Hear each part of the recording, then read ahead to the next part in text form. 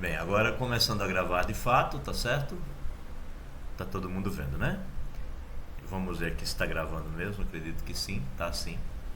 Então vamos lá, vamos dar continuidade. Nós paramos a aula passada falando desse exemplo 6, e esse exemplo 6 a gente disse o seguinte, que se você tiver um espaço vetorial que só tem o zero, só tem o elemento neutro da adição, então a gente vai, por convenção, considerar que a base é o conjunto vazio, que é para nenhum espaço ficar sem base. Bem, aí aqui uma nota, né? Ele diz que as bases que foram citadas no exemplo 1 a 5 são chamadas de bases canônicas. Ele está se referindo a essas bases aqui, né? O exemplo 1 mostra a base do R2, que é esse conjunto. O exemplo 2 fala da base do Rn, né? Que seriam os elementos desse tipo aqui, ó, a base do Rn. E o exemplo do Cn, né, que é na verdade a mesma base, né, também a base do Cn, no exemplo 3. No exemplo 4 mostra que a base das matrizes, a base canônica seria essa. E no exemplo 5 mostra a base canônica do conjunto dos polinômios com grau menor ou igual que n.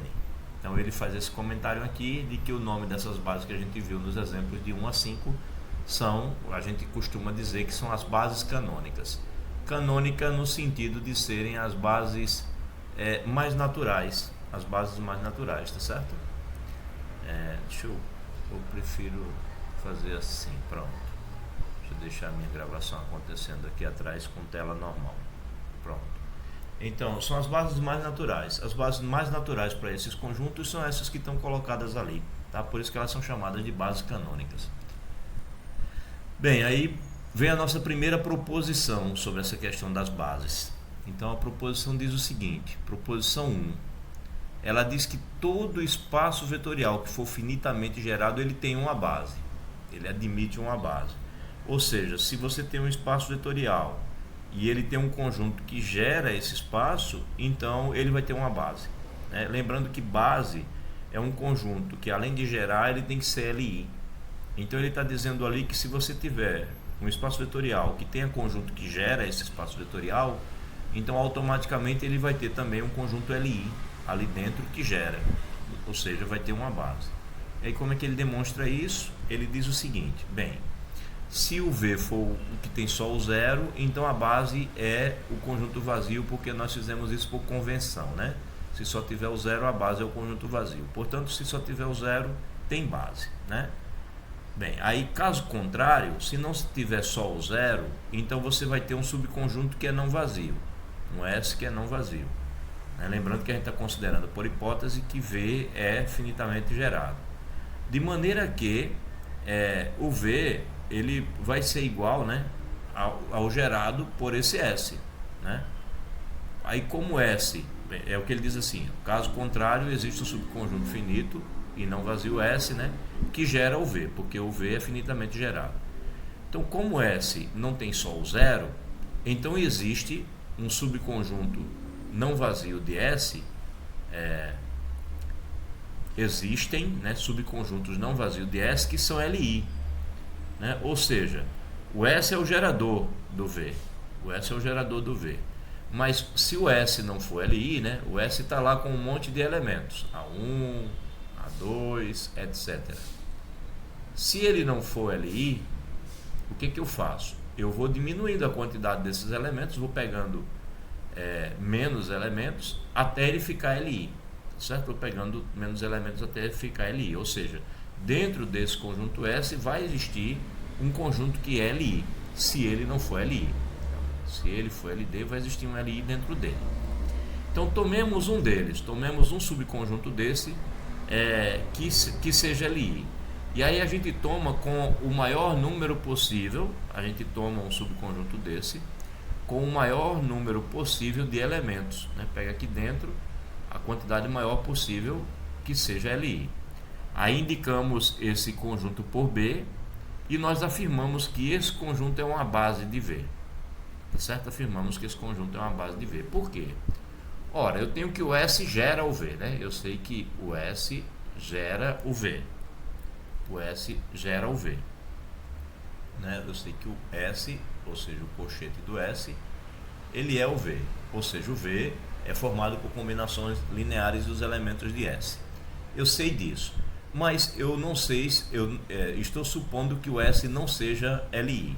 Mas aí eu pego alguns elementos aqui e formo um subconjunto B contido em S, e esse cara daqui ele é Li, supondo que o S já não fosse, né? Porque se o S fosse Li, a gente já não precisava fazer isso, né? A gente já tinha a base.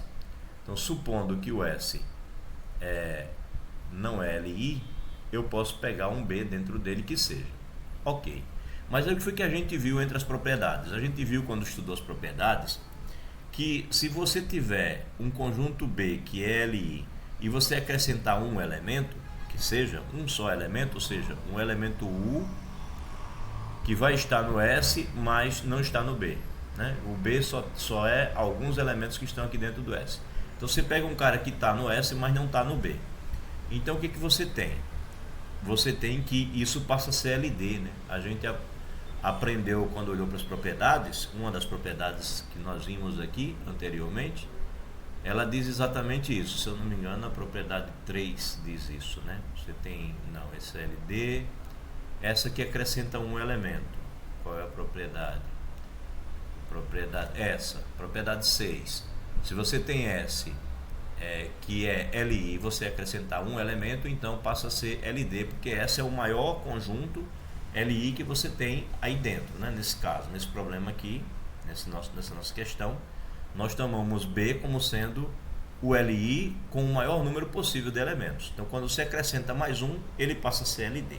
Só que uma das propriedades anteriores mostrou que se eu acrescentar e esse U passar a ser LD, então esse U ele se escreve como combinação linear dos outros elementos. Ora, então isso significa dizer que qualquer elemento a mais que eu pegar aqui do S, ele será gerado pelas combinações lineares do B. Então, em outras palavras, todos os elementos de S, eles são combinação lineares dos elementos de B. Ou seja, o que o S gera é também o que o B gera, porque o B gera todos os elementos dele próprio, mais os elementos de S, e aí, consequentemente, ele gera todos os elementos que o S gerar, né? Que no caso é o V. Então, conclusão, nós temos B, que é Li, né? Foi escolhido Li, e B gera V. Portanto, B é uma base de V, certo? Nós construímos assim uma base de V dentro do S, que é o gerador do espaço vetorial V. Então, se você tiver um espaço vetorial finitamente gerado, e você pega um gerador dele, dentro dele você tem uma base. Porque se o gerador não for Li, dentro dele vai existir um subconjunto Li, portanto vai ter uma base do espaço vetorial V, tá? Pode parecer complexo a princípio, mas pensa um pouco, né? Rever aí o que está sendo dito, e você vai ver que não é tão complicado assim, né? Você está com espaço, ele é finitamente gerado, ou seja, existe dentro dele o subconjunto que gera ele, e mesmo que ele não seja Li, dentro do gerador que é LD vai existir um subconjunto que é Li, e que continua gerando a mesma coisa que aquele gerador que você pegou primeiro, né? Então você pega o S, mesmo que ele seja LD, dentro vai ter um Li que gera o próprio S e consequentemente gera o espaço todo. Então esse subconjunto Li é uma base, aquele que tiver o maior número de elementos possíveis, e foi Li. Foi o que essa demonstração aqui mostrou. Então vamos lá. Todo espaço vetorial finitamente gerado tem uma base, foi o que a gente acabou de mostrar. Aí a gente vai agora para o conceito de invariância. Vai para o conceito da invariância, que é o conceito que vai nos dar a ideia da dimensão, tá? Então qual é a ideia agora? A gente acabou de mostrar que se eu tiver um espaço V e ele for finitamente gerado, então na verdade dentro desse espaço daqui estará contido na verdade dentro do S estará contido um B, e esse B, mesmo que o S não seja LD, se não seja Li, se o S for LD, então você tem um Li aqui dentro que gera o V também. Então, se o S não for LD, mas dentro dele existe não for Li, mas dentro dele existe um Li. Consequentemente, esse cara sempre tem uma base que seria o B. B é base. o que a gente vai afirmar. Então, dando continuidade, vamos falar sobre dimensão, né? Então, o teorema da invariância. O teorema da invariância, ele diz assim: você já viu um espaço vetorial finitamente gerado, então duas bases quaisquer de V têm o mesmo número de vetores. Ou seja, a gente já verificou que todo espaço vetorial que for finitamente gerado, ou seja, que ele tiver um conjunto de geradores, ele tem uma base. Aí o que está sendo afirmado agora é que a quantidade de elementos, de elementos dessa base, né, tem a mesma quantidade, o número de vetores é a mesma. Então eu não vou ter uma base B1 e uma base B2, sendo que uma tem uma quantidade de elementos e a outra tem outra quantidade de elementos. A quantidade de elementos dos vetores de uma base, a quantidade de elementos dos vetores de uma base é sempre a mesma. É isso que esse teorema está afirmando, tá? Que ele vai afirmar. Repito, que a quantidade de elementos dos vetores de uma base é sempre a mesma. Dos vetores de todas as bases é sempre a mesma, tá? Então você não tem uma base com 10 elementos, a outra com 8. Não tem, tá? Se uma base tem 5 elementos, a outra vai ter 5 também. Se uma tem 10, a outra vai ter 10 também. Então, é isso que dá origem ao conceito de dimensão. Essa quantidade é o que a gente vai chamar de dimensão do espaço vetorial. Certo? É o que ele está dizendo aqui. Então, o teorema da invariância, ele não demonstra aqui, né? Ele deixa a demonstração para um anexo, tá? Mais na frente ele faz a demonstração. A gente vai fazer a mesma sequência dele, então a gente não vai discutir a demonstração agora, tá? Por enquanto a gente vai só aceitar que é verdade e mais na frente a gente olha a demonstração dele, se houver tempo para esse curso. Então, definição 4. Aí na definição 4 ele diz a gente o que é a dimensão. A dimensão é exatamente o que eu acabei de falar, é a quantidade de vetores que você tem numa base. Então você já vê um espaço vetorial finitamente gerado, denomina-se dimensão de V, notação é essa, o número de vetores de uma qualquer de suas bases. Por quê? Porque é o mesmo, tá? Não importa a base que você pegar, vai ser sempre o mesmo. Aí disse também neste caso que V é um espaço de dimensão finita, ou seja, se a quantidade de vetores de uma base é uma quantidade, um número natural, né? Uma quantidade finita, uma quantidade conhecida, reconhecida, então a gente diz que esse espaço vetorial ele é de dimensão finita, dimensão 1, dimensão 2, dimensão 3 e assim por diante, né? Porque a quantidade de vetores vai ser pelo menos 1. A gente considerar o espaço vetorial que só tiver o elemento neutro, então a gente vai dizer que ele tem dimensão 0, porque a base dele é vazio. Os espaços mais interessantes vão ter pelo menos dimensão 1, vão ter pelo menos um vetor na base. Aí ele sai dizendo aqui, ó, pelo que a gente viu até agora, a dimensão do R2 é 2, né? Porque a gente viu, por exemplo, que a base canônica do R2 ela é 0, 1 e 1, 0, né? 0, 1 e 1, 0. Então tem quantos elementos? 2. E aí o que diz esse teorema aí? Esse teorema está dizendo que qualquer outra base que eu pegar vai ter também 2 elementos, né? Então se eu pegar quaisquer outro par de vetores do R2 que sejam LI, por exemplo, 1, 2 e 3, 4, são 2 vetores que, se você for observar, eles não são múltiplos um do outro. Como não são múltiplos um do outro, não dá para escrever uma combinação linear entre eles dando 0, sem que os coeficientes sejam nulos. Então, dessa forma, esse conjunto aqui eu sei que ele é LI. E ele tem quantos vetores? 2. E eles estão onde? Estão no R2, né? Isso aqui está contido no R2. Então, isso daqui também é uma base. Quantos vetores tem? 2, assim como essa. Aí se você for para o Rn, aquela base que a gente viu lá, né? 1, 0, 0, etc. 0, quantos elementos aqui? N elementos. Aí vai até a última, e a última vai ser a 0, 0, etc. Até a última entrada sendo 1. Quantos vetores desse? N vetores. Isso é uma base do Rn. O Rn tem, então, dimensão N. A gente viu que essa mesma base, ela é usada aqui para o Cn. Então, qual é a dimensão do Cn? Também é N, certo? Bem, a dimensão do conjunto dos polinômios de grau menor ou igual que N. A gente viu aqui, ó. Conjunto dos polinômios de grau menor ou igual que n. A gente viu no exemplo, qual foi o exemplo? Aqui. Tinha um vetor, 2, 3, 4, etc. até n. Veja que quando você conta os expoentes, né? t elevado a 1, t ao quadrado, t a terceira, até t elevado a n, você tem n vetores.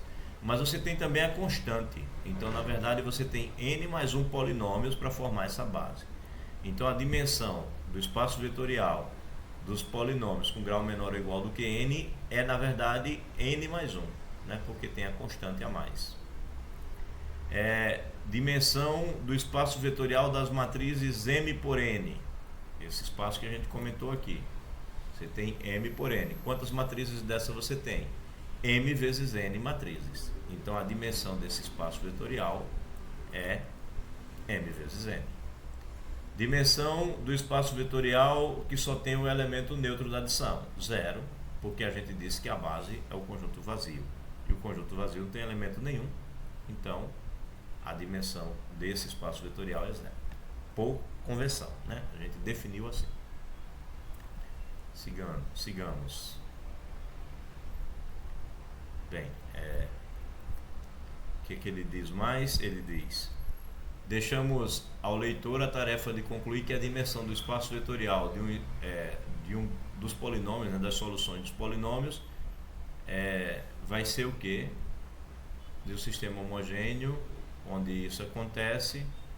Ele está dizendo para a gente tentar descobrir, né, qual é a dimensão quando você tem um espaço vetorial. Eu acho que eu pulei uma parte do livro, né? Deixa eu tentar esclarecer isso aqui. Se você for pensar no conjunto das soluções de um sistema linear homogêneo, espaço das soluções de um sistema linear homogêneo escalonado, quando você vai pegar todas as soluções possíveis aqui, né? Você muitas vezes tem uma solução que tem infinitos elementos. E aí, quando você vai olhar a dimensão, você vai descobrir que a dimensão, ou seja, a quantidade de vetores que geram esse espaço, é n menos p. Quem é n e quem é p, né? N é a quantidade de variáveis, né? Você tem x1, x2 até xn. N é a quantidade de variáveis. E p é a quantidade de linhas que você tem aqui, né? Você tem A1, A2 até a p. A p é a última. Então, P é a quantidade de linhas e N é a quantidade de colunas. Então, na verdade, a dimensão do espaço vai ser N menos P. Né? Vai ser N menos P. Vai dar a quantidade de linhas, né? O P, e a quantidade de colunas vai ser assim, certo? Você vai ter quantidade de variáveis, né? Estou chamando de quantidade de colunas, é a quantidade de variáveis, e a quantidade de linhas para o número de equações que vai te dar a quantidade de linhas, tá certo? Aí ele diz para a gente observar isso, para a gente tentar verificar isso. Tá? Fica como um exercício para ser visto aí. Vocês podem tentar ver isso. E se não conseguirem, aí vocês perguntam a mim ou ao Cícero. Bem, aí o teorema do completamento. Teorema do completamento. O teorema do completamento diz o seguinte: você já vê um espaço vetorial de dimensão finita. Então você tem V, um espaço vetorial de dimensão n menor ou igual que 1. Se você tiver dentro desse espaço vetorial um subconjunto que tenha R elementos, e esse é um subconjunto que você sabe que ele é Li, mas ele a princípio não é uma base, tá? Então, com R vetores, e esse R é menor do que N, ou seja, a dimensão é N. Por isso que ele não é uma base, porque ele tem R vetores e esse R não chega a ser N. Para ser uma base teria que ser igual, né? Que seria a dimensão. Então você tem dentro do V um subconjunto que é Li, mas não é uma base, porque tem poucos vetores. Então ele está dizendo que dá para você completar até chegar na base, ou seja, dá para você pegar os n menos r vetores que estão faltando para que esse conjunto aqui se torne uma base e acrescentar, ou seja, você acrescenta o próximo vetor, que seria o r mais 1, o seguinte, depois o r mais 2, até completar o último, a quantidade ficar n, né, todos eles pertencendo a V, de tal maneira que esse conjunto aqui, que vai ter todos os vetores que já estavam nesse subconjunto, e mais os que você acrescentar, até ficar um total de n, isso vai ser uma base de V. você pode acrescentar, né? Então, dando continuidade, né, que a gravação foi interrompida. Bem, então a cada você tem um espaço vetorial, aí dentro do espaço vetorial você tem um conjunto, um subconjunto, e esse subconjunto ele é LI, mas ele não é uma base. Então por que ele não é uma base? Ora, porque a quantidade de elementos dele é menor do que a quantidade necessária para ser uma base, né? Porque para que um conjunto LI seja uma base, ele precisa ter a quantidade exata da dimensão, né? Para ele ser uma base, ele tem que ter a quantidade exata da dimensão. Se ele for maior do que a dimensão, ele é LD. E se ele for menor do que a dimensão, ele pode ser LI, mas não é uma base. Então suponha que você está nessa situação, né? Você tem um espaço vetorial de dimensão n e dentro dele você tem um conjunto que é LI, mas só tem R vetores e R não é igual a n, é menor do que n. Então você tem como completar, colocar mais vetores nesse conjunto, que é LI, até ele ficar com a quantidade de vetores igual à dimensão e consequentemente ser uma base. Fazendo isso e ele continuando sendo LI, tá? Não tornando ele LD em momento algum. Então como é que ele demonstra isso? Ele diz assim: tomemos uma base em V, né? Ele vai pegar uma base qualquer que tem aqui do V1 até o Vn, ou seja, n elementos. O espaço vetorial V tem dimensão n, então ele pegou uma base aqui, né? Esses caras são LI e geram o V, tá certo? Por isso que ele é uma base. E aí ele diz assim: formemos a união. Pega o conjunto que é LI, mas não é uma base, e junta com essa base. Pega o conjunto que é LI, mas não é uma base, que vai do 1 até o R, e junta com essa base. Veja, é claro, tem vetor demais aqui, né? Aqui você tem R vetores desse conjunto e mais N vetores da base C, tá certo? Aí ele formou um conjuntão grandão que tem vetor demais. Aí ele diz assim: dentre os subconjuntos de S que são LI, então entre esses aqui, e contém esses aqui, então se você for considerar todos os subconjuntos aqui do S, que contém desde esse aqui até esse, e mais alguns, né, V1, V2, Vn, esses mais alguns, e que mesmo assim continuam LI, tomemos o maior número possível de elementos. Então ele pega, por exemplo, ele está lá com o 1, o 2, até chegar no R, até aqui ele sabe que é LI, e ele vai lá e acrescenta, por exemplo, o V1. Aí ele olha para esse conjunto. Esse conjunto daqui é LI, beleza, então ele me interessa. Aí ainda dá para botar mais um. Vou pegar agora o V2. Certo, V2. Esse daqui ainda é LI? Ok, então me interessa. Vai chegar num momento que ele vai pegar um vetor e vai deixar de ser LI. Por quê? Porque R mais N, né, é um número maior do que N. Então quando você for fazendo essa continha aqui, acrescentando mais, em algum momento vai chegar a N. E quando passar de N vai ser LD. Então você vai pegar, ele está pedindo para você considerar os subconjuntos daqui do S que continuam sendo LI, que não chegou a ser LD, tá certo? E aí ele quer que você considere o maior deles, né? Tomemos um com o maior número possível de elementos que continue sendo LI. Aí ele diz assim: seja B, né, esse conjunto. Então ele acrescentou, ele tinha do 1 até o R, pegou o V1, o V2, o V3 até o VS. Até o VS deu para ser LI. Então se ele pegasse aqui o VS mais 1, já passaria a ser LD, tá? Então ele pegou esse conjunto aí. É o maior que continua sendo LI. Aí ele diz assim: obviamente, particularmente em B, a sequência dos índices dos elementos VI, o que não traz nenhum prejuízo à demonstração. Ou seja, você pode particularizar, né? Ele diz, obviamente, particularizamos em B a sequência dos índices dos elementos. Ou seja, ele fez V1, V2 até VS, mas ele não está dizendo que é nessa ordem, né? Pode ser que aqui no meio esteja lá o Vn e tenha o Vn menos 1. O que importa é que a quantidade não fez com que o B seja LD, né? Esses caras continuam sendo LI. Aí ele diz: mostremos que B é uma base de V. Então quero mostrar agora que esse, que é o maior conjunto possível e que continua sendo LI, ele de fato é uma base. Aí como é que ele mostra isso? Ele diz: decorre da própria escolha que nós fizemos que esse conjunto continua sendo LI. Ok, para ser uma base ele precisa ser LI. Mas eu preciso argumentar que B gera o espaço, né? Que ele é LI, eu construí de tal forma que ele é LI. Agora eu quero mostrar que ele gera. Aí ele diz assim: por outro lado, quando você olha para V1 até VS, né, quando você olha esses caras que você pegou aqui, de V1 até VS, são obviamente combinações lineares de B. Sim, eles estão dentro do B. Se eles estão dentro do B, eles podem ser escritos como combinação linear dos elementos de B. Por quê? Porque eu posso fazer assim, ó, 0 vezes o 1 mais 0 vezes o 2, vimos isso aula passada, etc, mais 0 vezes o R.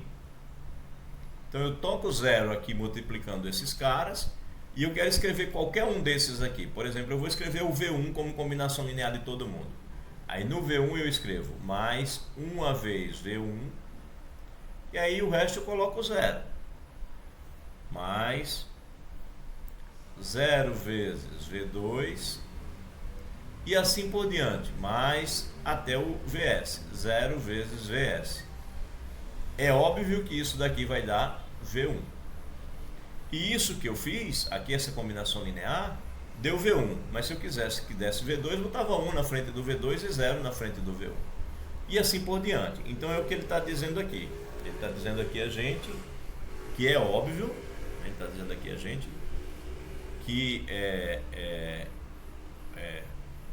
por outro lado, esses vetores V1 até VS são obviamente combinações lineares de B, que eu posso escrevê-los assim, eles serão combinações lineares dos vetores de B. Aí ele diz assim: o mesmo se pode dizer de VS mais 1 até Vn, ou seja, se eu pegar o restante para poder completar o nosso conjunto S, né, eu pego o VS mais 1, VS mais 2, etc, e vou até o Vn.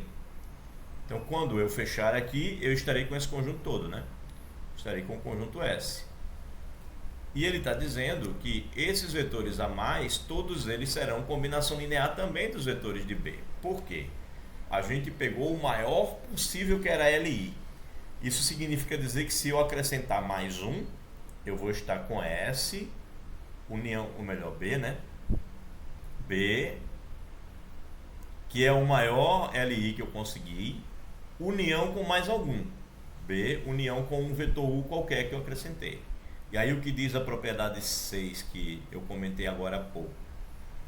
Ela diz exatamente isso, que se você tiver um cara que é LI, de tal forma que você acrescenta mais um vetor e passa a ser LD, então esse vetor que você acrescentou, ele é combinação linear dos vetores anteriores. Então quando você acrescentar o VS mais 1, ele é combinação linear dos outros. Se você não acrescentar o VS mais 1, mas acrescentar o VS mais 2, ele será combinação linear dos outros. E assim por diante, até o Vn, porque qualquer um que você acrescentar fará com que o conjunto resultante, que será o B união com o outro vetor, seja LD. E num conjunto LD, todo mundo é combinação dos outros, dos anteriores, né? A gente verificou isso nas propriedades. Então, isso vai acontecer sempre, visto a propriedade 6. Sendo todos os vetores de C combinação lineares de B, então a gente acabou de concluir que todos os vetores daqui do V1 até o Vn são combinações lineares de B, né? São combinações lineares de B. Conclui-se pelo fato de C ser uma base de V, que todos os vetores de V também são combinações lineares de B, portanto B é uma base. Bem, talvez essa conclusão aqui seja bem sutil, mas veja bem, o que a gente pode observar, deixa eu ver se a intuição da gente se desenvolve. A gente tem que o C, ele é uma base do V, né? Então, se eu pegar um vetor qualquer do espaço vetorial V, que é o espaço todo que eu estou pensando aqui, né? Lembre-se, C é uma base de V. Então, se eu pegar qualquer vetor V que seja do espaço vetorial V, ele se escreve como uma combinação linear, alfa1, V1, mais alfa2, V2, mais etc, mais alfa n Vn. ele se escreve como combinação linear dos vetores de C, porque V, C é base de V. Então, qualquer vetor de V se escreve. Bem, continuando. Então, todo vetor V, né, do espaço vetorial V é a combinação linear dos vetores de C. Mas a gente acabou de ver que todo vetor de C é combinação linear desses caras. Então, o que vai acontecer? Eu vou pegar esse vetor V aqui, ó, e vou escrever assim, alfa 1. Aí no lugar desse V1 vai ser uma combinação linear dos vetores de B. Aí depois, alfa 2, no lugar desse V2 vai ser uma combinação linear dos vetores de B. Porque a gente acabou de ver, repito, que o V1, V2, até VS, né? VS mais 1, etc. Todos eles se escrevem como combinação linear desses vetores aqui. Então, o V1 se escreve como combinação linear dos vetores de B, o V2 se escreve como combinação linear dos vetores de B, etc. Até o último, alfa n vai multiplicar uma combinação linear dos vetores de B que vão formar esse vetor V aqui. Ora, quando você escrever o V dessa forma, aqui vai ser uma combinação linear dos vetores de B, aqui também, o que vai ficar? Vão ficar números multiplicando vetores de B, números multiplicando vetores de B, números multiplicando vetores de B. Aí você coloca os vetores de B em evidência e aí, consequentemente, você vai ver que o vetor V ele é uma combinação linear dos vetores de B. Ou seja, em outras palavras, você tem que todo vetor do espaço vetorial V se escreve assim. Então, você tem que o V, na verdade, ele é o gerado por B. Mas como o B foi construído LI, então, ele além de ser LI, ele gera o V. Aí ele conclui aqui. Portanto, B é uma base de V. Ok?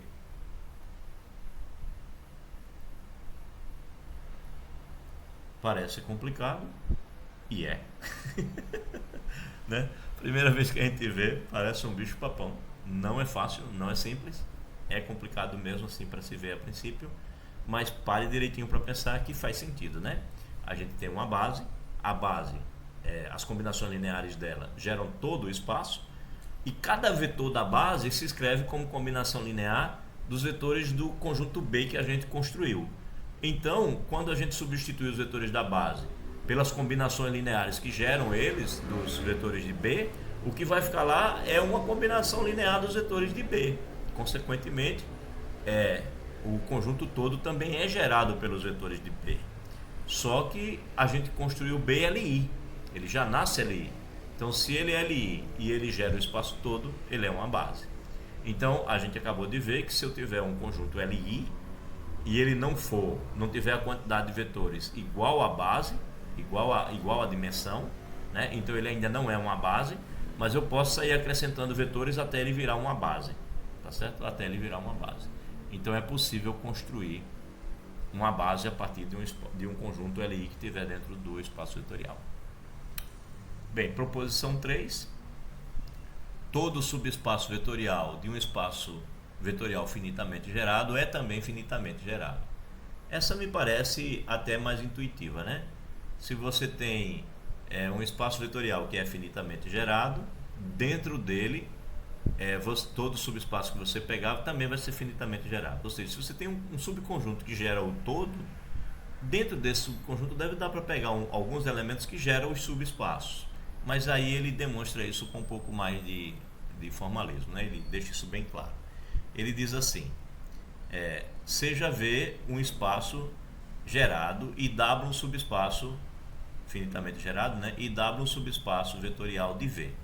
Aí ele diz assim, se esse W tem só o zero, então não há mais nada a provar, porque a gente está querendo provar que o W também é finitamente gerado, e a base desse W aqui, se ele for só o zero, a base dele é o vazio, né? Isso porque a gente determinou que seria assim, né? Por convenção.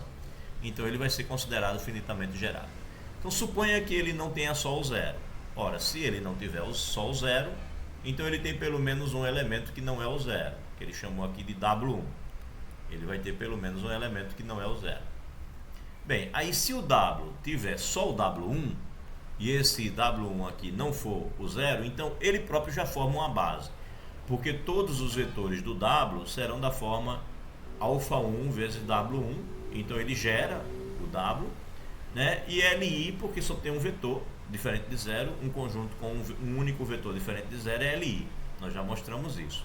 Então, se só tiver o zero, é finitamente gerado. Se só tiver um vetor diferente de zero, também é finitamente gerado. Já está provado. Aí, qual é a pergunta agora? E se existir um W2, né, que está em W, mas que não é múltiplo do W1? Ou seja, você tem uma situação em que existe o W1 e o W2 e eles são LI, porque um não é combinação linear do outro. Consequentemente, nenhuma combinação linear dos dois igualada ao vetor nulo vai ter coeficientes diferentes de zero, né? Então ele vai ser LI. Bem, então tá certo. Eu tenho dois agora que são LI. Aí se o W for gerado por esses dois, pronto, acabou. Ele é finitamente gerado. Senão, se ele não for gerado, isso significa dizer que existe um outro elemento, um W3, que vai ser combinação linear do W1 e do W2. Ou seja, é possível fazer alfa W1, alfa 1 W1, mais alfa 2 W2, dando esse tal de W3. O W3 seria gerado pelo W1 e o W2, né? Seria uma combinação linear de W1 e de W2. E assim por diante. Aí, se esse cara daqui pode ser gerado, isso significa dizer que o W1 e o W2 seriam uma base. Mas se ele não puder ser gerado, o que é que significa? Significaria que, se ele não pode ser gerado, significaria que o conjunto W1, W2, W3 geraria o espaço e seria LI. Então, seria uma base, portanto, finitamente gerado novamente. Existe um outro que não é LI, vai ser o W4. Aí você teria que haveria uma combinação linear aqui que incluiria o W4, né? Teria mais um elemento aqui, mais o alfa 3 W3, dando um W4. Ok, aí gera o espaço todo, né? Gera o W4. Mas se não existir, então o W1, W2, W3, W4 seria LI. E assim por diante, né? Mas isso tem que acabar. Por que tem que acabar? Porque esse conjunto ele é finitamente gerado. Em algum momento você vai chegar no espaço todo, no V. Então, seja qual for o subespaço que você pegar, se ele é subespaço de um espaço finitamente gerado, ele também é finitamente gerado. Tá certo? É isso que a demonstração está tentando convencer vocês. Deixa eu ver como é que está o meu tempo de gravação. Deixa eu olhar aqui. Olha aí, 7 minutos. Dessa vez eu parei pela primeira vez. Bem, processo prático para determinar uma base de um espaço vetorial, né, de um subespaço vetorial específico. Aqui esse processo prático é para o Rn ou o Cn. Então, uma maneira de você facilmente verificar se um certo conjunto, um certo subconjunto do Rn, ele é uma base ou não, do Rn ou do Cn. Aí ele vai te dar um macete, uma maneira rápida de você verificar isso, que é útil para os exercícios. Então vamos ver o que ele diz aqui. Deixa eu ver como é que está a minha gravação novamente. Acho que é melhor parar, né, e começar. Então, processo prático. Processo prático para determinar uma base de um subespaço do Rn. Aí ele diz o seguinte: mas antes tem a proposição 4. Eu já ia pulando a proposição 4. Fiquei tão empolgado com o processo 4 que esqueci da proposição 4. A proposição 4 diz: seja W um subespaço de V e as dimensões dos dois são a mesma. Então W é igual a V. Intuitivamente o que está dizendo aí é o seguinte: você tem um espaço vetorial V, ele tem dimensão N. Aí se você dentro dele tem um subespaço, a dimensão desse subespaço tem que ser menor do que a dimensão do espaço todo, né? Se um está dentro do outro, a dimensão do que está dentro tem que ser menor do que a dimensão do que está fora, né? Se as dimensões forem iguais, é porque não são diferentes, eles são iguais. Então, espaços vetoriais de dimensão finita que tiverem a mesma dimensão, então eles são obrigatoriamente, né, se um é subespaço do outro, um é subconjunto do outro, então na verdade eles são iguais. Não tem como serem diferentes. Então é isso que ele vai demonstrar aqui. Aí ele diz assim: pela proposição anterior, né, Se o W é subconjunto de um espaço finitamente gerado, e é porque tem dimensão finita, então é finitamente gerado, então o W também é finitamente gerado. Logo, o W tem uma base. Então, qual é a situação? Você está com V e dentro do V você tem o W, certo? Se a dimensão do V é N e a dimensão do W também é N, aí eu vou olhar para uma base aqui do W. O que é que eu descubro? Que a quantidade de elementos dessa base também é N, né? W tem uma base, porque ele é finitamente gerado também, já que ele é subconjunto de um espaço, ele é subespaço de um espaço vetorial finitamente gerado, então ele também tem uma base. Aí ele afirma aqui, ó, toda a base de W também é base de V. Por quê? Porque a quantidade de elementos da base de W é a mesma quantidade de elementos da base de V. Então, o que é uma base de W? Uma base de W é um subconjunto que também é subconjunto de V. Esse subconjunto é Li e tem a mesma quantidade de elementos que a dimensão de V. Portanto, ele é uma base de V também, né? Então, o que ele conclui? Devido à hipótese de que as dimensões são iguais, a quantidade de elementos é a mesma, portanto, a base do W é base de V. Aí, logo, todo vetor de V pertence a W. Ou seja, se você tem que uma base do W gera todos os vetores de V, então qualquer vetor que você pegar em V, ele vai ser uma combinação linear, né? Alfa1, W1 mais alfa2, W2, etc., dos vetores da base do W. Ora, mas esse cara daqui é um cara que pertence a W. Toda combinação linear de vetores de W pertence a W. E esse cara daqui é um cara que pertence a V. E eles são iguais. Então todo vetor de V também é vetor de W. Portanto, você tem as duas inclusões, né? O V está contido no W e o W naturalmente já foi tomado como subconjunto de V. Então, se o V está contido no W, o W está contido no V, eles são, na verdade, iguais. Ok? É essa a argumentação dele para a demonstração. Vamos então ao tal do método prático aí para encontrar bases de espaços do Rn ou do Cn. Bem, um subespaço de Rn, em geral, ou é dado pelos seus geradores, ou é possível achar esses geradores. Daremos a seguir um dispositivo prático para achar uma base desse subespaço a partir dos seus geradores. Esse processo se baseia em 3 observações apenas. Então, você quer conhecer um subespaço vetorial, basta você pegar os geradores, né? Se você pegar um subconjunto que gera o espaço, então você conhece o espaço. Se você pegar uma base, você sabe quem é o espaço. É só pegar as combinações lineares daqueles elementos da base. É isso que ele está falando. Então vamos lá. Vamos ao tal processo prático. Ele diz que são 3 passos. Então, primeiro, você já vê, né, dado aqui os seus geradores, um subespaço do Rn. Então, se você conhece os geradores, ele diz assim: se no segundo membro da igualdade acima permutarmos 2 dos vetores que lá figuram, evidentemente não alteramos o subespaço gerado. Isso é, se você pega essa lista de vetores e você troca a posição de 2 deles, né, o I e o J estão nessa posição, mas aí você não gostou por algum motivo e troca a posição, coloca o J na frente e o I depois. Não vai alterar nada porque as combinações lineares gerarão os mesmos vetores. Ok, então primeiro passo ele está dizendo que eu posso trocar a posição dos vetores que são os geradores.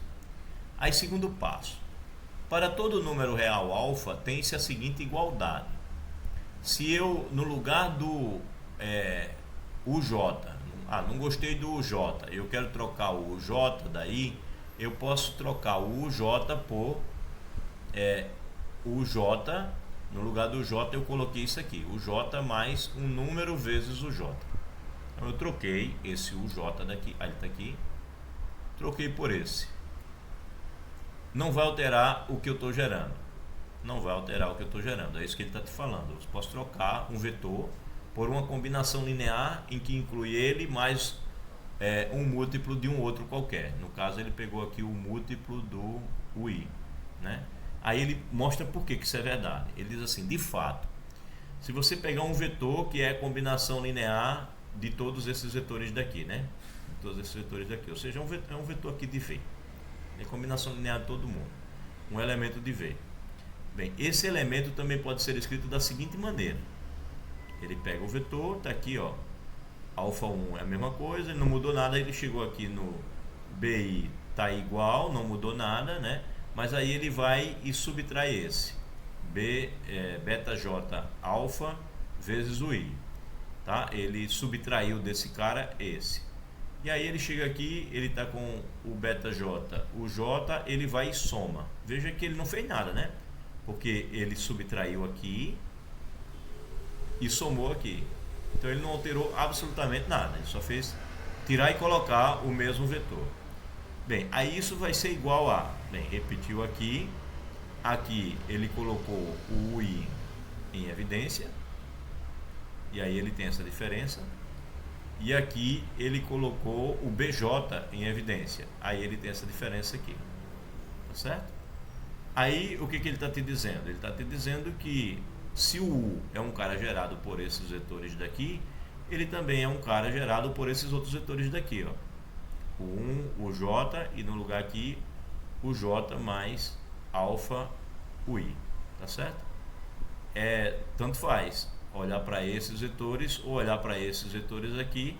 O U tanto é combinação linear desses, como é também combinação linear desses aqui. Então, consequentemente, ele pode escrever o U como sendo gerado por esses caras. Ele pode trocar o UJ por isso daqui, que funciona.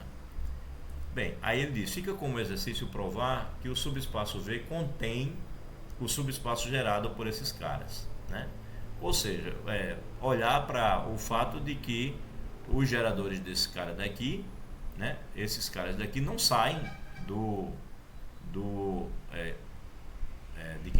espaço V, do subespaço V. Fica como exercício provar que o subespaço V contém o subespaço gerado por isso daqui. Ou seja, na verdade, que esse espaço, né, seja V, é porque é um subespaço do Rn, tá? É porque eu queria ver como espaço, mas posso ver ele como subespaço do Rn. Ou seja, é mostrar que essas combinações lineares aqui, elas não saem das combinações lineares daqui. Não há nenhuma combinação linear aqui que não seja uma combinação linear do que está aqui. Mas isso é óbvio, né? Você tem o 1, o I, o J, o I, não há vetores diferentes aqui, então, consequentemente, esse espaço gerado não pode ser diferente desse espaço gerado aqui. Esse está contido nesse. Ok. Aí vamos lá. Terceira condição. Se do 1 até o R se apresentam na forma escalonada, ou seja, se o número de zeros iniciais do U2 é maior do que o do 1 e assim sucessivamente, então os vetores U1 até o R formam um conjunto LI e, portanto, a dimensão de V vai ser a quantidade de vetores que você tiver aqui. Isso não é difícil de ver. Se os geradores de V não formassem um subconjunto LI, então teriam algo como, bem, se isso daqui não fosse o conjunto LI, eu tinha como escrever um cara desse como combinação linear dos outros. Mas isso não é possível, pois o número de zeros iniciais de U1 é certamente diferente do número de zeros iniciais do restante, né, do restante da forma como essa combinação é colocada, devido à nossa hipótese a respeito desses vetores. Alguém entendeu? Bem, alguém entendeu alguma coisa? Provavelmente não. E por que não? Porque ele está descrevendo o processo de escalonamento dos vetores. Aí quando você olhar para o exemplo, você vai ver que o que ele está dizendo é óbvio, é simples, mas dito de maneira geral, fica bem complicadinho de ver, né? Então vamos lá. Vamos ver o exemplo, ó. Quando for dado o exemplo, você vai ver. Então veja só, ele está dizendo a você o seguinte, vamos acompanhar os passos dele. O que é que ele diz aqui? Pega o V e olho para os vetores que geram esse subespaço. Então ele pegou aqui. Ele disse que V é gerado por esses vetores aqui, que são vetores do R4. Tá? Note o seguinte, você tem só 3 vetores. E o R4 tem dimensão 4, porque a gente já viu a base canônica dele, tem 4 vetores. Então a gente sabe que esses vetores aqui, eles não geram o R4 todo. Portanto, aquele subespaço ali não é o R4 todo, tá? Ele pegou um bom exemplo, né? Pegou o espaço V gerado por aqueles vetores, mas não gera tudo, não gera o R4, é um subespaço mesmo É um subespaço próprio, né? Ele está contido dentro do R4 e ele não é o R4. Ok, ele pegou esse V. Aí o que diz o primeiro passo aqui? Ele diz que eu posso trocar de posição os vetores da minha lista. Então ele está dizendo a você que se eu trocar a posição desses vetores aqui não muda nada. Então ele pegou aqui os vetores e escreveu como sendo linhas de uma matriz, né? Tá aqui, ó, o primeiro vetor, 2, 1, 1, 0, tá aqui. 1, 0, 1, 2, tá aqui. E 0, menos 1, 1 e 4 tá aqui, tá? Então o processo prático que ele está descrevendo, vocês vão entender fácil e vão poder usar facilmente nos exercícios. Você está lá com um conjunto de geradores, você coloca dentro de uma matriz, né, as entradas como se fossem as linhas da matriz. Quando ele diz que você pode trocar os vetores de posição, ele está dizendo a você que você pode trocar as linhas da matriz de posição.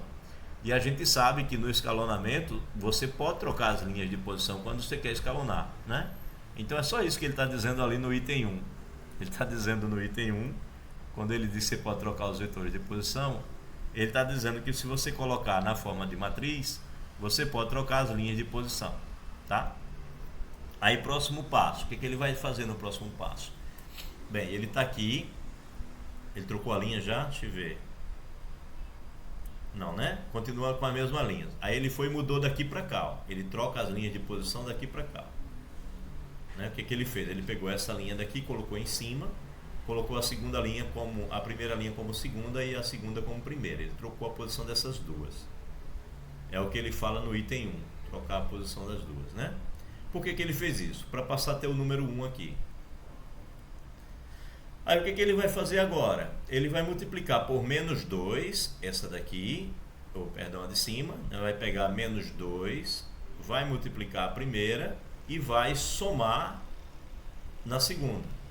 O que é isso? É exatamente o que ele descreveu quando ele disse assim, que ele vai substituir o UJ, ou seja, ele vai substituir esse vetor aqui, que é o UJ dele, por quem? Pelo próprio UJ somado com um número que multiplica o UI. Esse é o segundo passo, ó. Segundo passo dele aqui, o que ele está dizendo aqui? Que ele vai substituir o UJ, né? Tá aqui o UJ, não gostou do UJ, ele vai trocar pelo próprio UJ somado com o número vezes o UI. Perdão, aqui é somado com o número vezes o I. Eu botei um J aqui, ó. O número vezes o I. O número vezes o I. É esse segundo passo do escalonamento. Ele vai substituir essa linha por essa linha, por ela mesma, somado por menos 2 vezes a primeira. Aí menos 2 vezes 1 dá menos 2, soma com 2 dá 0, menos 2 vezes 0 dá 0, soma com 1 dá 1, menos 2 vezes 1 dá menos 2, soma com 1 dá menos 1, e menos 2 vezes 2 dá menos 4, soma com 0 dá menos 4. Foi isso que ele fez. Esse vetor aqui que ele chamou de UJ, ele foi substituído por ele mesmo somado com menos 2 vezes o de cima que ele está chamando de UI. Ele vai e repete o mesmo procedimento para a última linha. O que ele faz? Ele quer 0 aqui. Ah, mas ele não precisou fazer isso porque já era 0. Ok, mas ele poderia ter feito para quantas linhas ele quisesse. Ele quer zerar tudo que está embaixo da escadinha, né? E aí ele já conseguiu zerar a primeira e a segunda linha, os primeiros elementos da primeira e da segunda linha. Aí o que ele diz no passo 3? No passo 3, se o 1, o 2, o n se apresentam na forma escalonada, ou seja, se o número de zeros iniciais de U2 é maior do que o de U1 e assim sucessivamente, ou seja, o de U3 é maior do que o de U2, o de U4 é maior do que o de U3 e assim por diante, então você está diante de um conjunto LI de vetores. Então o que a gente fez aqui, a gente escalonou e o que acontece? No final os vetores que ficam geram o mesmo espaço que os vetores iniciais. E o que aconteceu aqui no final? Bem, daqui para cá basta somar essas duas últimas linhas, né? O com menos 1 dá 0, menos 1 com 1 dá 0, menos 4 com 4 dá 0, que é a mesma coisa que multiplicar por 1 a segunda linha e somar com a terceira, né? Para continuar o mesmo método, como foi falado lá, o J mais o número que multiplica o I e soma com o próprio J. Então desaparece essa última linha. Então os vetores que ficam são esses. Então qual é a conclusão? A conclusão é que esse subespaço V, ele é gerado também por esses vetores aí, pelo 1, 0, 1, 2 e o vetor 0, 1, menos 1, 0, 1, menos 1 e menos 4. E o que o item 3 está dizendo é que se está escalonado, né, e realmente está, né, essa primeira linha aqui já tem mais zero, a segunda linha tem mais zero do que a primeira, então está escalonado, então esse conjunto na verdade ele é LI, então ele gera o V, ele é LI, então ele é uma base do LI, ele é uma base do V. E aí o que a gente conclui com isso? Bem, o V, que a princípio a gente tinha ele gerado por 3, na verdade passa a ter um cara aqui que tem o 0, 0 e esse não gera ninguém, portanto bastam 2 para gerar o V, e aí você conclui que a dimensão do V é igual a 2, né? Então concluímos que isso daqui é uma base, né? Isso daqui é uma base, portanto a dimensão do V é igual a 2, ok? Que era o que ele queria, né? A gente estava fazendo o que mesmo? A gente estava utilizando o processo prático nesse exemplo para determinar uma base. Então isso daqui é uma base e a dimensão do V é de fato 2. Então dimensão de da soma de dois subespaços. Vamos encerrar a noite de hoje falando dessa parte. Muito grande, mais ou menos, não tanto, mas só para a gente poder concluir. Então, dimensão da soma de dois subespaços. Bem, seja W um espaço vetorial sobre R. Já vimos que se U e V são subespaços de W, a gente viu inclusive na prova isso, né? A gente demonstrou isso na prova. O interseção V é subespaço. E já vimos também que a soma são subespaços de W. A soma de dois subespaços, lembrem, é o seguinte: a gente fala na soma de dois subespaços, a gente está falando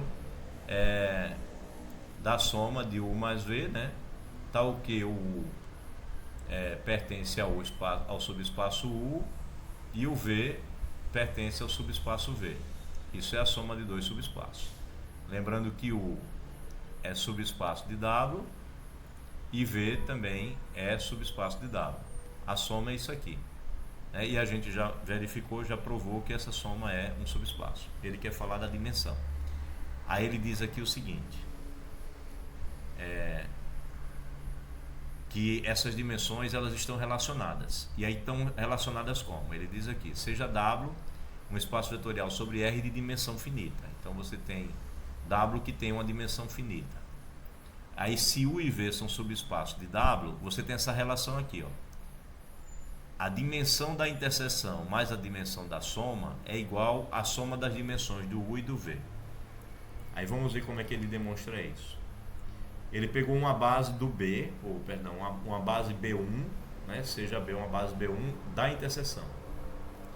Aí como B1 é LI, tanto em U quanto em V, né? Já que ela é uma base da interseção, então não pode ser um subconjunto LD nem no U nem no V. Aí o que diz o teorema do completamento? Então vou fazer um desenho aqui para a gente ter uma intuição da coisa, né? Você tem um W, dentro do W você tem o subespaço U e o subespaço V. Subespaço U e subespaço V. Ele pegou uma base B1 aqui dentro, ó. Uma base B1 aqui dentro. Base B1, subespaço da interseção, U inter V.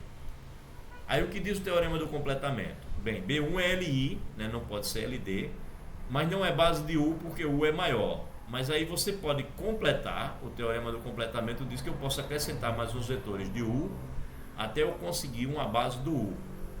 Mas eu também posso completar esse conjunto LI B1 com mais alguns vetores de V até conseguir uma base de V. O teorema do completamento me garante que eu consigo fazer isso.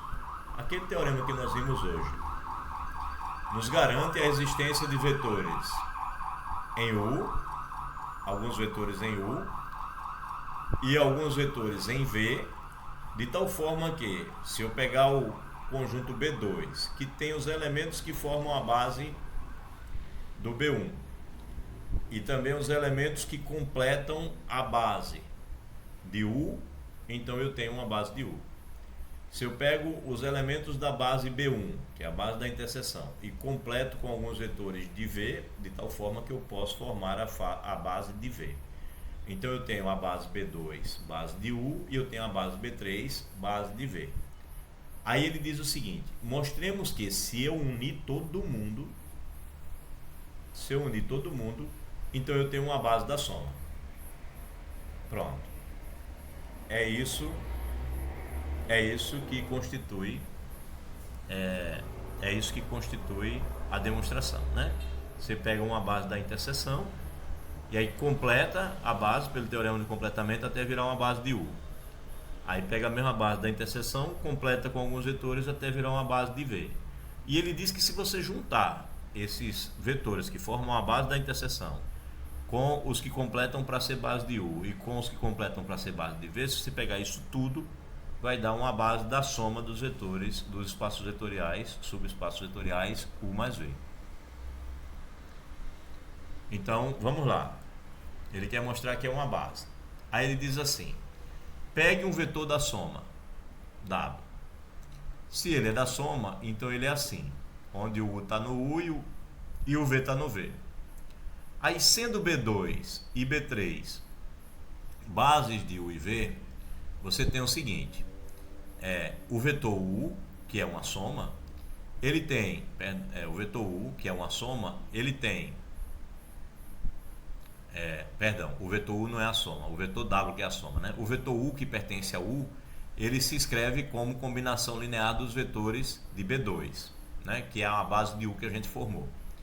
O vetor V, que pertence a V, ele se escreve como combinação das bases da base B3, né? Esses daqui são os vetores de B3, ó. Vetores de B1, de B2, está aqui, que vai até o VS, vetores de B3 que vai até WT. Ele escreveu o vetor U como combinação linear dos vetores de B2 e o vetor V como combinação linear dos vetores de B3, certo? Ok, então como se escreve o W? O W se escreve como U mais V. Aí você faz essa combinação linear aqui, daqui até aqui você tem o U, até onde? Até o BS, até aqui. Daqui até aqui você tem o U, e onde estará o V? O V começa no meu alfa'. É porque ele já colocou tudo em evidência, né? Vamos reescrever para ficar como seria. Como seria o U mais V? Seria assim, né? Alfa'1, U1, mais etc. até o alfa', o R. Aí mais o beta'1, V1, mais etc. mais o beta-S, VS. Isso daqui seria o U. Aí quem seria o V? O alfa'1, o 1, mais etc. até chegar no alfa', né? Alfa' R, o R. Aí mais beta 1 linha W1 mais etc. até chegar no beta linha T WT, né? Ou seja, essa parte aqui seria o U e essa parte daqui seria o V. Mas o que se repete? O que se repete aí são esses vetores que ele colocou em evidência, os U's, né? Você tem aqui repetição dos U's. Aqui você tem o 1, aí você tem até o R. Aqui você tem do 1 até o R. Aí o que ele faz? Ele coloca em evidência, ó. O 1 está multiplicando o alfa'1 e também está multiplicando o alfa'1. Então ele colocou o 1 em evidência. Aí tem o 2, o 3, etc. até chegar no UR. Ele colocou até aqui em evidência.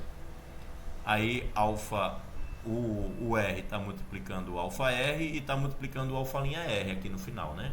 Cadê? Aqui. Está multiplicando o alfa', aqui. E está multiplicando o R aqui. Ele colocou todos os UIs em evidência. E o que sobrou? Sobrou os betas e sobrou os betalinhas, que é essa parte mais essa parte. Aí ele escreveu o W como essa combinação. Ora, mas quem são esses vetores que ficaram aqui? O 1, o 2, V1 até VS, W1 até WT. São justamente os vetores do conjunto que ele quer mostrar que é uma base. Deixa eu baixar aqui que ele está aqui em cima, né? Não, tá na outra página mesmo. Esse aqui. O 1 até o R, V1 até VS, W1 até WT. Esses são os vetores que ele conseguiu escrever o W como combinação linear deles. Logo, qual é a conclusão? É que o V ele é gerado por esses caras, porque esses daqui são os vetores, né? São os vetores do V. Ok, o que ele queria era V? Ele queria mostrar quem é o V, P. Mostremos que B, não é, aqui está errado, né? Está faltando uma coisinha. Deixa eu ver, aqui. Ele está dizendo que é o V, mas não é o V não, tá? Esqueci aqui do U, tá? Tá errado. Ajeitem aí no de vocês. Aqui é U mais V, né? Ele conclui que essa base aqui gera o U mais V, tá? Tá errado aqui. Corrijam, por favor. Então ele gera o U mais V. Bem, aí para ser uma base está faltando o quê? Né? Para ser uma base não pode ser só gerar. Vamos parar. Então, para ser uma base, não é só gerar, tem que gerar e CLI. Então vamos verificar CLI. Aí para verificar QLI, ele faz uma combinação linear de todos esses vetores aqui e iguala a zero. Aí ele teria isso daqui, né? Ele pega esses caras e manda para o outro lado. Pegou os gama 1 W1 até o gama T WT e passou para o outro lado. Aí ele tem isso daqui. Então, como o primeiro membro dessa última igualdade está em U... Microfone, professor. Oi? Verdade, meu microfone tinha desligado, mas ele ligou agora há pouco, não foi? Acho que sim. Certo? Eu só concluí então. Então você faz uma combinação linear igual a zero, aí passa esses caras para o outro lado, aí ele conclui o seguinte, ó, como o primeiro membro dessa igualdade, ou seja, essa parte daqui, ó, pertence ao U, né? E esses caras que nós mandamos aqui, o segundo membro, está em V. Essa parte daqui pertence a V. Então se trata do mesmo vetor. Você tem um vetor que está em U e o mesmo vetor que está em V, né? Então o que ele conclui? Ele conclui que esse, já que é o mesmo vetor que está em U e está em V, é um vetor que está na interseção. Então se ele está na interseção, eu consigo escrever como combinação linear dos vetores da interseção, que é o B1 aqui, ó. O B1 é a base da interseção. Então ele está dizendo aqui a você que existem coeficientes para colocar aqui nessa combinação linear, de tal forma que eu consigo escrever esse vetor, né? Já que esses dois lados são iguais, ele pegou esse lado daqui, de tal forma que esse vetor que está do lado esquerdo se escreve como uma combinação linear dos vetores da base da interseção, já que ele tanto está no U quanto está no V. Aí daí o que ele tira? Ele tira que esses caras daqui podem ser escritos assim. Consequentemente, tiramos o quê? Tiramos que, vamos voltar lá, o que eu tenho aqui é os alfas e o beta, ele escreveu isso daqui como combinação linear dos vetores de B1, certo? Que é o que está escrito aqui. Aí ele diz o quê? Que eu posso passar todo mundo para o mesmo lado, né? Aí se eu passo todo mundo para o mesmo lado, eu fico com uma combinação dando zero. Só que quando eu faço isso, eu tenho os vetores da B3, que é uma base. A B3 é uma base. É a base de quem mesmo? B3 é base de V. Então, essa combinação linear que foi formada aqui no final, ela só pode ter coeficientes nulos. Aí você tem que todos esses caras aqui, os delta 1 até o delta R, são nulos, e que do gama 1 até o gama T também são nulos. Tá certo? Bem, concluímos que todo mundo aí é zero. E aí, se os deltas e os gamas são nulos, voltem nessa igualdade. Se os gamas e os deltas são nulos, né? Se esses caras aqui são todos nulos, o que eu fico aqui vai ser uma combinação linear que dá zero. Só que quem são esses vetores? Esses vetores que são os U's e os V's, eles são vetores de qual base? Os U's e os V's são vetores de uma base de U. Consequentemente, Se essa parte aqui é zero, então os betas e os alfas também são zeros. Aí ele conclui isso aqui, ó. Já tinha concluído que os deltas e os gamas são zeros aqui, e aqui ele conclui que os alfas e os betas também são zeros, né? Porque são a base do U. Então, com isso, provamos que todos os coeficientes são nulos. Consequentemente, os coeficientes que nós fizemos da combinação linear dos vetores de B são todos nulos, mostram que B é LI. E aí, consequência disso tudo, ele observa que a quantidade de vetores que ele usou na interseção, a quantidade de vetores que ele usou na base da interseção é R, né? A quantidade de vetores que ele usou para o U é S, a quantidade de vetores que ele usou para o B é T, e a quantidade de vetores que ele usou para a base do U mais V é a soma, R mais S mais T, né? R mais S mais T. Aí ele faz essa conclusão aqui final, dizendo que como a dimensão da interseção é R, a dimensão do U é R mais S, a dimensão do V é R mais T, e a dimensão de U mais V é R mais S mais T. Então você tem que a dimensão de U mais V, que é R mais S mais T, mais a dimensão da interseção, que é R, vai ser igual à dimensão do U, que é R mais S, mais a dimensão do V, que é R mais T. Tá certo, né? R mais S mais R mais T. R mais S mais R mais T. Então, a igualdade vale e ele conseguiu, de fato, provar o resultado. Ok? Deixa eu ver como anda a minha gravação. 5 minutinhos ainda. Deixa eu só ver o que ele tem a mais aqui. Um exemplo. Deixa eu concluir com esse exemplo. Como é que está o meu horário? Eita, passei 7 minutinhos. Mas deixa eu concluir só esse exemplo, para a gente poder chegar nos exercícios resolvidos. Deixo os exercícios resolvidos para vocês. Então, por exemplo, ele pegou aqui o espaço U, gerado por esses dois vetores, e pegou o espaço V, que é gerado dessa forma. Ele diz que é o conjunto de todos as quadras de números, né, porque são subespaços do R4, de tal forma que x mais y seja zero, ou seja, que o x é igual a menos o y. Tá? Aí ele quer saber qual é a dimensão da interseção e a dimensão da soma. Lembre-se, o resultado que nós temos é esse aqui, tá? Nós temos em mente esse resultado. A dimensão da interseção mais a da soma é a dimensão do U mais a dimensão do V. Aí vamos ver como é que ele tratou aqui no exemplo para conseguir isso. Ele quer saber quem é a dimensão da interseção e a dimensão da soma. Aí ele diz assim: é fácil notar que isso daqui é uma base. Por que é uma base? Ora, porque está escalonado, né? Se você colocar um sobre o outro, a primeira entrada aqui é zero e aqui a de cima não seria. Então é uma base. Logo, a dimensão do U é 2, né? Porque isso é uma base e tem dois vetores. Agora, quanto a V, aí ele vai olhar como é que ele acha uma base. Ele diz assim: se você tiver um U que está em V, qual é a característica dele? Ele é um cara que se escreve assim: tem o X, tem o Z, tem o T. Mas o X é menos o Y, ou o Y é menos X, tanto faz. Então ele substituiu o X por menos o Y por menos X. Bem, aí ele vai e diz assim que todo vetor de U, que seria assim, pode ser escrito dessa maneira: ó, X multiplicado. Só você mostrar de novo, professor? Tá, novamente sem mostrar, verdade. Bem, como vai estar gravado é o finalzinho, eu vou mostrar essa parte, tá? Essa parte final, só para vocês depois darem uma olhada. E eu tô com um tempo muito curto, que daqui a pouco é aula do Cícero, né? Deixar o Cícero à vontade. Deixa eu só concluir o que eu estava mostrando aqui. Vocês estavam só ouvindo, né? Vou passar a ver agora.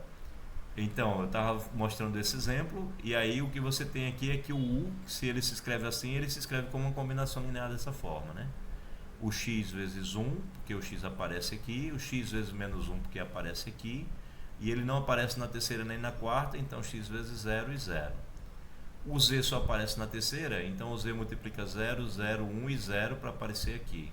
e o T só aparece na última, então ele multiplica 0, 0, 0 e 1.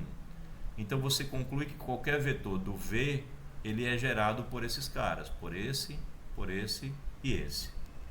E aí, como está na forma escalonada, né, porque a primeira entrada aqui é diferente de 0, e a primeira daqui já é 0, e a primeira e a segunda daqui já são 0, então como está na forma escalonada, a gente sabe que esse conjunto é LI. Foi uma das coisas que a gente aprendeu no método prático, né?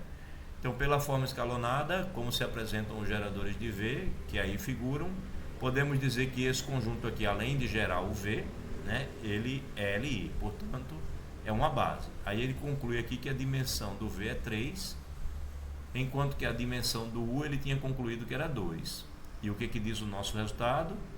Nosso resultado diz que a dimensão da interseção mais a dimensão da soma de U mais V é igual à dimensão do U mais a dimensão do V. Não é isso que diz o nosso resultado? Vejamos aqui.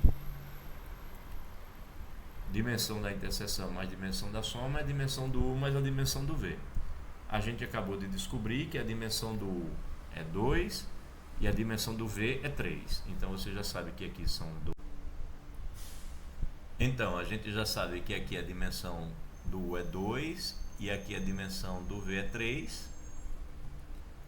E a gente quer saber a dimensão da soma e a dimensão da interseção, né? A dimensão da soma e da interseção. Aí o que precisa fazer? Ele pega todos os vetores que ele achou até agora. Ele achou quem? No U ele tem esses dois vetores e no V ele achou esses três vetores. Aí ele coloca todos numa matriz aqui, ó. Esses são todos os vetores. Os que geram o U estão aqui e os que geram o V. Aí ele escalona. Como? Multiplica por menos 1 essa primeira e soma com essa. Menos 1 vezes 1 dá menos 1, soma com 1 dá 0. Menos 1 vezes 0 dá 0. Não, ele botou essa linha para baixo primeiro, perdão. Ó. Tá vendo? Botou essa linha lá para baixo, deixou as outras em cima e só fez isso no final, então. Para somar com esse cara, ele multiplicou por menos 1.